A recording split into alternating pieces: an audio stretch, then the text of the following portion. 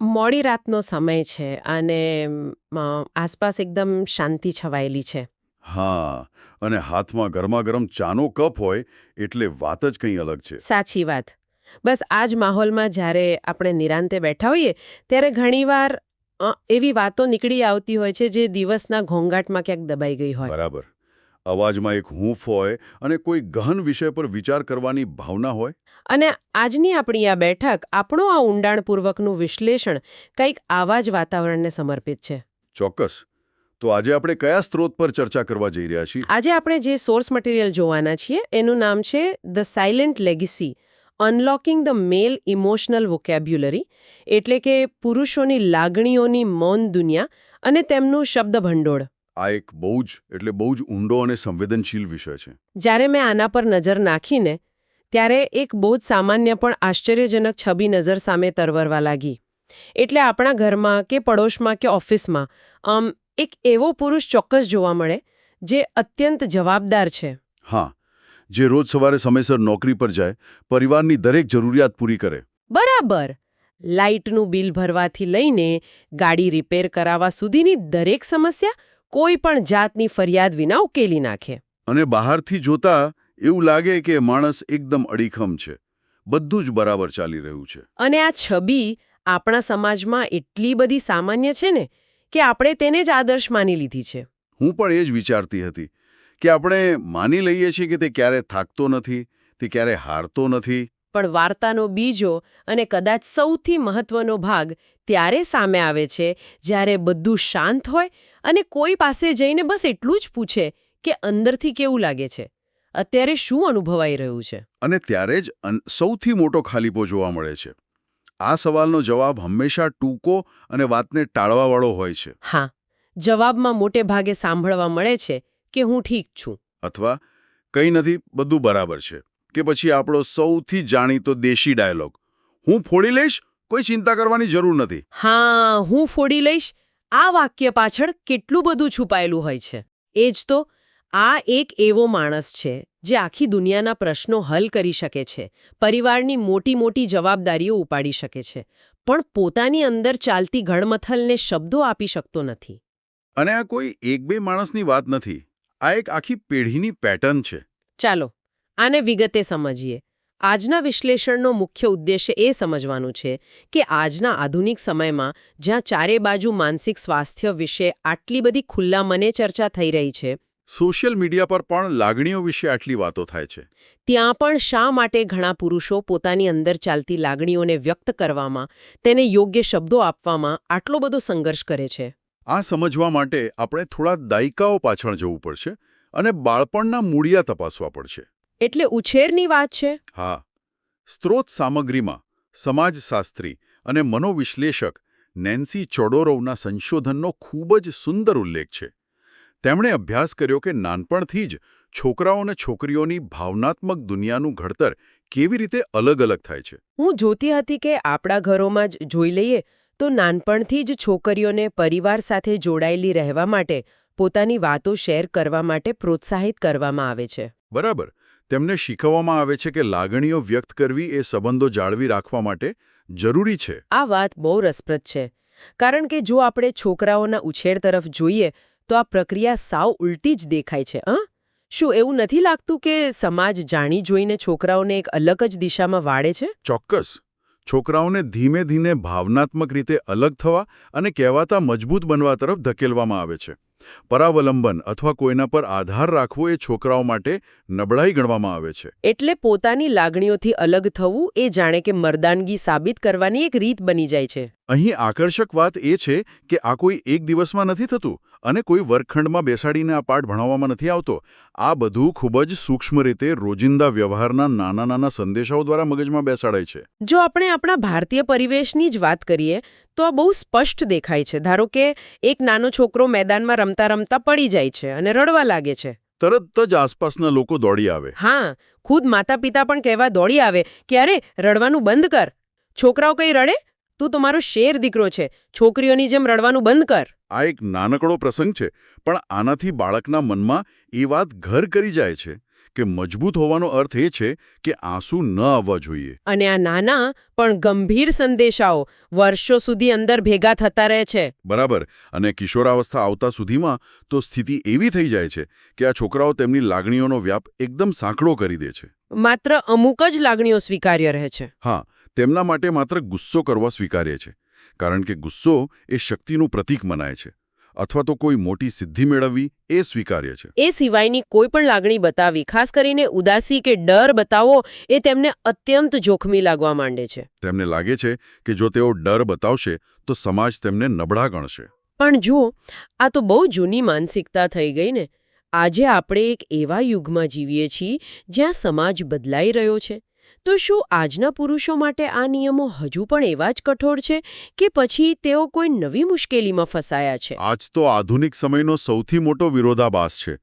આજે પુરુષો બેવડી મુશ્કેલીમાં, જેને મનોવિજ્ઞાનમાં ડબલ બાઇન્ડ કહેવાય છે, તેમાં ફસાયેલા છે. આ ડબલ બાઇન્ડ એટલે કે બંને બાજુથી અપેક્ષાઓનું દબાણ? હા, એક તરફથી આજના આધુનિક સંબંધો એવી અપેક્ષા રાખે છે કે પુરુષો સંવેદનશીલ બને, તેઓ વાતો કરે, પોતાની લાગણીઓ વ્યક્ત કરે અને માનસિક સ્વાસ્થ્ય વિશે જાગૃત રહે. અને બીજી બાજુ સદીઓ જૂની પરંપરાગત અપેક્ષાઓ હજુ પણ તેમના ખભા પર બેઠેલી છે કે ભાઈ તમે ઘરના મોભી છો, કઠોર રહો, અડગ રહો અને ક્યારેય તૂટી ન પડો. આ તો ખરેખર મુશ્કેલ પરિસ્થિતિ છે. આ પરિસ્થિતિને એક ઉદાહરણથી સમજીએ. આ બરાબર એવું છે કે જાણે કોઈ ગાડી ચલાવતી વખતે એક જ સમયે એક્સિલરેટર અને બ્રેક બંને પર જોરથી પગ દબાવી રાખે. ઓહો, એટલે સમાજ તેમને કહે છે કે ખુલ્લા મને વાત કરો, એ એક્સિલરેટર થયું. અને અંદર બેઠેલો વર્ષો જૂનો ડર ચીસો પાડીને કહે છે કે જો તું વાત કરીશ તો નબળો દેખાઈશ, એ બ્રેક થઈ. આ બેવડી તલવાર વચ્ચે માણસ ખરેખર ગૂંગળામણ અનુભવે છે. આ ખરેખર એક ભયાનક માનસિક સ્થિતિ છે. તો હું એ વિચારતી હતી કે જ્યારે આવા પુરુષો છેવટે થેરેપી લેવા જાય છે કે કાઉન્સેલર પાસે જાય છે, ત્યારે શું થતું હશે? શું તેઓ ત્યાં જઈને સીધી જ પોતાની વાતો શરૂ કરી દે છે? ના, બિલકુલ નહીં. અને ત્યાં જ આ સમસ્યાનું મૂળ પકડાય છે. લોકોને એવું લાગતું હોય છે કે પુરુષોને લાગણીઓ જ નથી થતી, પણ આ સત્ય નથી. થેરેપી સેશન્સમાં આ બાબત એકદમ સ્પષ્ટપણે જોવા મળે છે. તો પછી અડચણ ક્યાં આવે છે?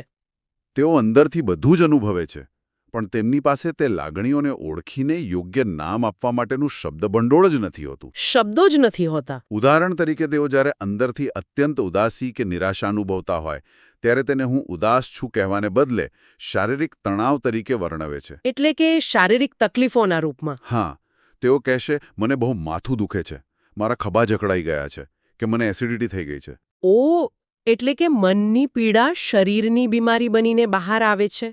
અને ધારો કે કોઈ માણસને પોતાની નોકરી જવાનો ડર હોય કે આર્થિક અસલામતી સતાવતી હોય, તો એ ડર કેવી રીતે બહાર આવે છે? મોટાભાગના કિસ્સાઓમાં ડર એ અકારણ ચીડિયાપણાનું રૂપ લઈ લે છે. અંદર ડર હોય, પણ બહાર નાની નાની વાતોમાં ગુસ્સો થઈ જાય. ટ્રાફિકમાં કોઈની સાથે ઝઘડો કરી લે કે ઘરમાં બાળકો પર બૂમો પાડી દે. અને જ્યારે શરમ કે અપરાધભાવ અનુભવાતો હોય ત્યારે તેઓ એકદમ મૌન ધારણ કરી લે છે, પોતાના જે કોચલામાં જતા રહે છે. જાણે કે કોઈ શેલમાં ભરાઈ જાય. આ કોઈ નિષ્ક્રિયતા નથી. આ માત્ર એક એવો પ્રદેશ છે જ્યાં તેઓ ક્યારેય ગયા જ નથી. અહીં વાત ખરેખર રસપ્રદ બને છે, કારણ કે જો આ બધું અંદરને અંદર જ ચાલતું હોય તો એક સમય એવો આવે જ્યારે આ મૌનનો બંધ તૂટે અથવા તો એની અસર આસપાસના લોકો પર પડે. સંબંધોમાં, ખાસ કરીને લગ્ન જીવનમાં આની બહુ ઊંડી અસર પડે છે. આ મૌનની છુપી કિંમત આખા પરિવારે ચૂકવવી પડે છે. એ કઈ રીતે? લગ્ન જીવનમાં જ્યારે એક પાર્ટનર પોતાની લાગણીઓ વ્યક્ત કરવાનું બંધ કરી દે છે, ત્યારે બંને વચ્ચે એક અદૃશ્ય દિવાલ ઊભી થઈ જાય છે. પત્ની કે પાર્ટનરને એવું લાગ્યા કરે છે કે તેને સાંભળવામાં નથી આવતો, અથવા તો સંબંધમાં કોઈ લાગણીશીલ જોડાણ જ નથી. તે વારંવાર પૂછે છે કે શું ચાલી રહ્યું છે તમારા મનમાં? અને પેલો માણસ અંદરથી ગૂંગળામણ અનુભવવા છતાં બસ એટલું જ કહે છે કે કંઈ નથી. આનાથી અંતર વધતું જાય છે. અને મને લાગે છે કે આની અસર માત્ર ઘર પૂરતી સીમિત નહીં રહેતી હોય. ઓફિસ અને કામના સ્થળે પણ આ જ વર્તણૂક આગળ વધતી હશે. આજના લીડરશિપ મોડેલમાં, જ્યાં કોર્પોરેટ જગતમાં ઇમોશનલ ઇન્ટેલિજન્સ એટલે કે ઇક્યુને આટલું બધું મહત્વ આપવામાં આવે છે, ત્યાં આવા માણસો કેવી રીતે ટકી શકતા હશે? બહુ સારો મુદ્દો છે. જો કોઈ વ્યક્તિ પોતાની જાતની અંદરની લાગણીઓ પોતાના ડર કે અસલામતીને નહીં સમજી શકે તો તે પોતાની ટીમના લોકોને કેવી રીતે સમજી શકશે? સાચી વાત છે. તે ક્યારેય એક સારો લીડર કે મેનેજર નહીં બની શકે. તે હંમેશા સમસ્યાઓને માત્ર લોજિક કે તર્કથી જ ઉકેલવાનો પ્રયાસ કરશે, જ્યારે માણસો તો લાગણીઓથી ચાલતા હોય છે. અને કોઈ માણસ મશીન તો છે નહીં. જો આપણે આને મોટા ચિત્ર સાથે જોડીએ તો આ સમસ્યા માત્ર ઘર કે ઓફિસ પૂરતી મર્યાદિત નથી રહેતી. આ એક વૈશ્વિક કટોકટી છે. વૈશ્વિક કટોકટી કઈ રીતે? આંકડાઓ દર્શાવે છે કે વૈશ્વિક સ્તરે પુરુષોની સરખામણીમાં મહિલાઓની સરખામણીમાં સ્યુસાઇડ રેટ અથવા આપઘાતનું પ્રમાણ નોંધપાત્ર રીતે વધુ છે. આના કારણો ભલે ગમે તેટલા જટિલ હોય, પણ ભાવનાત્મક એકલતા તેનું એક બહુ મોટું કારણ છે. એટલે કે જ્યારે અંદરની પીડાને બહાર નીકળવાનો કોઈ રસ્તો નથી મળતો, કોઈ સાંભળનાર નથી મળતું, ત્યારે તે લાગણીઓ પોતાની જ અંદર તરફ વળે છે. આ ખરેખર બહુ પીડાદાયક છે. હા, જ્યારે લાગણીઓ ઇનવર્ડ વળે છે ત્યારે તે માણસને અંદરથી કોરી ખાય છે. અને આ એક અત્યંત ગંભીર બાબત છે જે આખા સમાજ માટે ચેતવણી સમાન છે. આ સાંભળીને થોડી નિરાશા જન્મે છે, પણ અહીં એ સ્પષ્ટ કરવું ખૂબ જ જરૂરી છે કે આપણે આ જે પણ ચર્ચા કરી રહ્યા છીએ તે પુરુષોનો દોષ કાઢવા કે તેમની ટીકા કરવા માટે બિલકુલ નથી. ના, બિલકુલ નહીં. આ કોઈ એક વ્યક્તિની ભૂલ નથી. આ તો એવા વાતાવરણનું પરિણામ છે જ્યાં કઠોરતાને જ પરિપક્વતા માની લેવામાં આવી હતી. સામાજિક સ્વીકૃતિ મેળવવા માટે અને દુનિયામાં ટકી રહેવા માટે ભૂતકાળની પેઢીઓએ આ રસ્તો અપનાવવો પડ્યો હતો. બિલકુલ સાચું. એક નાનો છોકરો જ્યારે શાળાના મેદાનમાં બીજા છોકરાઓ વચ્ચે હોય છે અને જો તે રડે તો તેને નબળો ગણીને ચીડવવામાં આવે છે. હા, એટલે પોતાની જાતને બચાવવા માટે તેણે આ મૌનનું કવચ પહેરી લીધું હતું. એ એની સર્વાઇવલ સ્કિલ હતી. તો આ બધાનો અર્થ શું છે?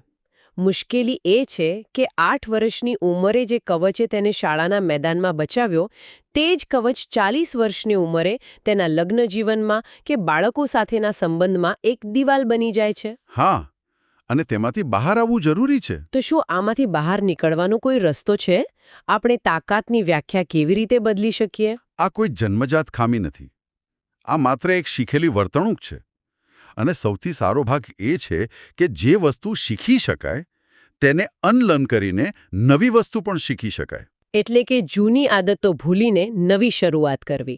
આ માટે આપણે તાકાતની એક નવી વ્યાખ્યા સ્વીકારવી પડશે.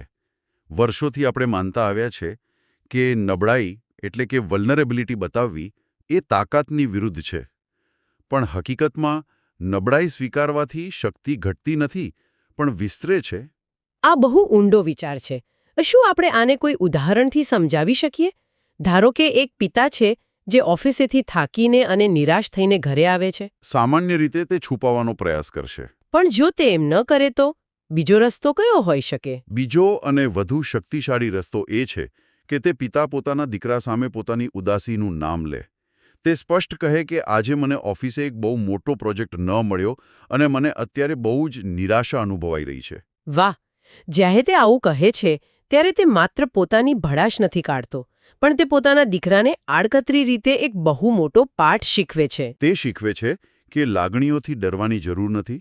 નિરાશ થવું એ જીવનનો એક ભાગ છે અને તેને સંભાળી શકાય છે. અને આ જ વસ્તુ ઓફિસના વાતાવરણમાં પણ લાગુ પડે ને? એક લીડર કે બોસ જ્યારે પોતાની ટીમ સામે અચકાટ સ્વીકારે છે કે આ નવી ટેકનોલોજી વિશે મને હજુ પૂરો ખ્યાલ નથી આવી રહ્યો, ચાલો આપણે સાથે મળીને સમજીએ, ત્યારે તે નબળો નથી સાબિત થતો. ઉલટું તે પોતાની ટીમમાં ડરને બદલે એક અતૂટ વિશ્વાસ ઊભો કરે છે. સાચી લાગણીઓ વ્યક્ત કરવાથી સંબંધો વધુ વાસ્તવિક અને ઊંડા બને છે. તો સવાલ એ થાય કે કોઈ સામાન્ય માણસ જેણે વર્ષોથી આ મૌન પાળ્યું છે, તે આ શરૂઆત ક્યાંથી કરે? રાતોરાત તો કોઈ મહાન ક્રાંતિ ન થઈ શકે. ના, ધીમે ધીમે શરૂઆત કરવી પડે. સ્ત્રોત સામગ્રીમાં આવા 4 નાના પણ અત્યંત મહત્વના બદલાવો વિશે વાત કરવામાં આવી છે, જેને આપણે શિફ્ટ્સ કહી શકીએ. ચાલો આ 4 શિફ્ટ્સ પર વિગતે વાત કરીએ. પહેલો બદલાવ એ છે કે પોતાના લાગણીઓના શબ્દ ભંડોળને વિસ્તારવું. પણ આ કઈ રીતે શક્ય છે? આપણે સામાન્ય રીતે કોઈને પૂછીએ કે કેવું છે ભાઈ, તો જવાબ મળે સારું, ખરાબ અથવા બહુ ટેન્શન છે. આ 3 શબ્દો એ લાગણીઓની દુનિયાનો આખો નકશો નથી. આનાથી આગળ વધવાની જરૂર છે. એટલે કે વધારે શબ્દો વાપરવા? ઇમોશન વ્હીલ અથવા લાગણીઓના ચક્રનો ઉપયોગ કરી શકાય. માણસે પોતાની જાતને પૂછવું પડે કે આ ટેન્શન ખરેખર શું છે? શું તે આવતીકાલની મીટિંગનો ડર છે? શું તે કોઈ મિત્રની પ્રગતિ જોઈને થતી ઈર્ષા છે? કે પછી તે કોઈ કામ અધૂરું રહી ગયાનો અપરાધ ભાવ છે? ડર, ઈર્ષ્યા, અપરાધ ભાવ, ઉત્સાહ આવા ચોક્કસ શબ્દોનો રોજિંદા જીવનમાં ઉપયોગ શરૂ કરવો પડશે. બરાબર. એટલે કે પીડાને યોગ્ય નામ આપવું. બહુ સરસ. હવે બીજો મહત્વનો બદલાવ જે શારીરિક સંવેદનાઓ સાથે જોડાયેલો છે. સોર્સ કહે છે કે પોતાના શરીર સાથે સંવાદ કરવો. આ કેવી રીતે કામ કરે છે? આ બહુ જ પ્રેક્ટિકલ રસ્તો છે. મોટાભાગે પુરુષો પોતાના મનમાં શું ચાલે છે તે પકડી શકતા નથી, પણ તેમનું શરીર હંમેશા સાચું બોલે છે. એટલે શરીરના ઈશારા સમજવા? હા. જ્યારે પણ અકળામણ થાય, ગુસ્સો આવે કે બેચેની લાગે, ત્યારે એક ક્ષણ માટે બધું કામ અટકાવીને ઊભા રહી જવું અને પોતાના શરીરને અંદરથી સ્કેન કરવું. જાતને પૂછવું કે શું મારા જડબા ભીસાયેલા છે? શું મારા ખભા ખેંચાયેલા છે? શું મારા પેટમાં કોઈ ગડબડ થઈ રહી છે? આ શારીરિક સંકેતો એ મનનો દરવાજો છે. જો ખભા જકડાયેલા હોય તો તેનો અર્થ છે કે અંદર કોઈ મોટો બોજ છે. આ ખરેખર એક જાદુઈ ટ્રીક જેવું છે. સીધા મન સુધી ન પહોંચી શકાય તો શરીરના રસ્તેથી મન સુધી પહોંચવું. હવે ત્રીજો બદલાવ જોઈએ, જે કદાચ આપણા સમાજ માટે પચાવવો સૌથી વધુ અઘરો છે. થેરેપી કે કાઉન્સેલિંગને જોવાનો નજરિયો બદલવો. હા, આ બહુ જરૂરી છે. આપણે ત્યાં આજે પણ કોઈ થેરેપિસ્ટ પાસે જાય એટલે લોકો સમજે કે તેનું મગજ કામ કરતું બંધ થઈ ગયું છે. કોઈ મોટી કટોકટી આવી ગઈ છે. અને આ જ ગેરસમજ દૂર કરવાની જરૂર છે. થેરેપી કોઈ કટોકટી વ્યવસ્થાપન કે ઇમરજન્સી રૂમ નથી. તેને એક કૌશલ્ય અથવા સ્કિલ બિલ્ડિંગ તરીકે જોવાની જરૂર છે. જેમ આપણે આપણા શરીરને ફિટ રાખવા અને સ્નાયુઓ મજબૂત કરવા જીમમાં જઈએ છીએ ને, બરાબર ને? બરાબર. તેમજ મનની ગૂંચવણો ઉકેલવા અને લાગણીઓના સ્નાયુઓ મજબૂત કરવા થેરેપી લેવી જરૂરી છે. તે પોતાની જાતને વધુ સારી રીતે સમજવાની એક તાલીમ છે. તેમાં કોઈ જ શરમ અનુભવવાની જરૂર નથી. અને છેલ્લો ચોથો બદલાવ છે ઉદાહરણ પૂરું પાડવું, ખાસ કરીને પિતાઓ અને વડીલો દ્વારા. આ મુદ્દો ભવિષ્યની પેઢી માટે બહુ મોટી આશા જગાડે છે. હું વિચારતી હતી કે શું એક પેઢીનો બદલાવ આવનારી પેઢીનો રસ્તો આસાન કરી શકે? ચોક્કસપણે.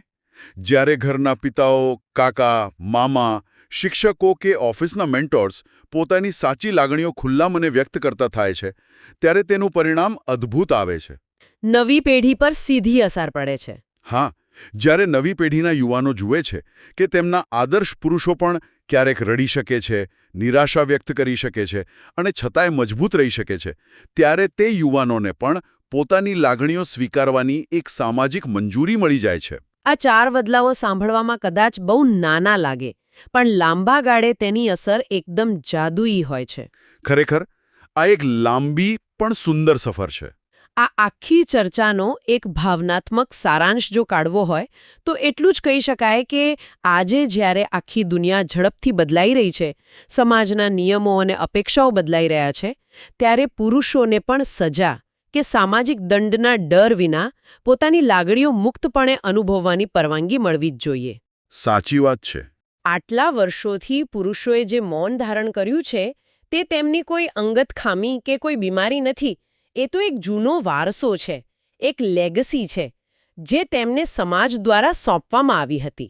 પણ સારી વાત એ છે કે કોઈ પણ વારસાને, કોઈ પણ ઇતિહાસને નવેસરથી લખી શકાય છે. આ એક મહત્વપૂર્ણ પ્રશ્ન ઊભો કરે છે. કયો પ્રશ્ન? શું આપણે આવનારી પેઢીના યુવાનોને પણ આ જ મૌન અને ગૂંગળામણનો વારસો આપવા માંગીએ છીએ? જો આપણે સાચા અર્થમાં સ્વસ્થ સંબંધો, મજબૂત પરિવારો અને સમજદાર નેતાઓ જોઈતા હોય તો આ મૌનનું કવચ તોડવું જ પડશે. અને આ આખી પ્રક્રિયામાં સૌથી મોટો બદલાવ કયો હશે? સૌથી મોટો બદલાવ એ છે કે કોઈ પણ માણસ માટે સૌથી શક્તિશાળી વાક્ય હું એકદમ ઠીક છું એ નથી, પણ અંદર ખરેખર આ ગડમથલ ચાલી રહી છે એ સ્વીકારવું છે. જ્યારે કોઈ માણસ દુનિયાની કે સમાજની પરવા કર્યા વિના આ વાક્ય બોલી શકે, ત્યારે સમજવું કે તેણે સાચા અર્થમાં પોતાની અસલી તાકાત ઓળખી લીધી છે. એકદમ હૃદયસ્પર્શી વાત કહી. આજના આ વિશ્લેષણના અંતે ચાલો એક એવો વિચાર કરતા જઈએ જે કદાચ આવનારા દિવસોમાં આ દુનિયાને જોવાની આપણી દ્રષ્ટિ જ બદલી નાખે. એક નવો નજરિયો. વિચારો, શું એવું બની શકે કે કોઈ માણસ માટે સૌથી મોટી તાકાતનું પ્રદર્શન જીમમાં જઈને મશીનો પર ભારેખમ વજન ઉચકવું નહીં, પરંતુ પોતાના જ મનની અંદર વર્ષોથી જામેલા મૌનનું એ વજન ઉઠાવીને તેને હંમેશા માટે તોડવું હોય? જો ખરેખર આવું થાય તો આપણી આસપાસની દુનિયા કેટલી બદલાઈ જાય, કેટલાય અણઉકેલ્યા પ્રશ્નો, કેટલાય તૂટતા સંબંધો અને કેટલીય મૂંઝવણો એક ઝાટકે હળવી થઈ જાય. આ એક એવો સવાલ છે જેને એક સમાજ તરીકે આપણે સૌએ વિચારવાની જરૂર છે. આ સુંદર વિચાર સાથે અને ચહેરા પર એક મીઠું સ્મિત અને હૂંફ સાથે આજની આપણી આ બેઠક, આ ચર્ચા અહીં જ વિરામ લે છે. ફરી મળીશું એક નવા વિષય અને નવા વિશ્લેષણ સાથે. ત્યાં સુધી એકબીજાને સાંભળતા રહીએ અને લાગણીઓને શબ્દો આપતા રહીએ. આવજો.